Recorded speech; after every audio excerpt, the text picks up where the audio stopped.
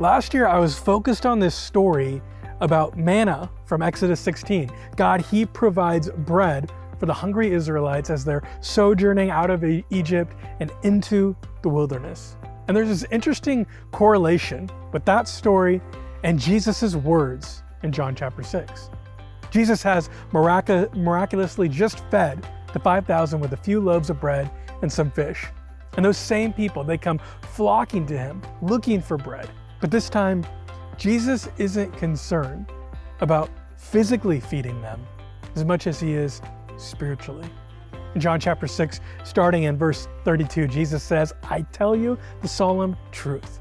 It is not Moses who has given you the bread from heaven, but my Father is giving you the true bread from heaven. For the bread of God is the one who comes down from heaven and gives life to the world." So they said to Him, "Sir, give us this bread all the time."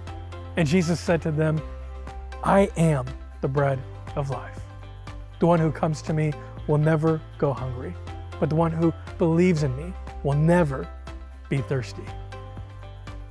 The thing to understand about bread here, bread represents all of our essential needs. We all have needs, don't we? And it seems as we get through the holiday season and head into the new year, we're more aware of our needs than usual. It's part of what inspires so many to create a New Year's resolution. And as you think about your needs, I want you first to imagine you're in front of Jesus and give your needs to Him. You might be amazed at what you realize is actually important and what's kind of silly.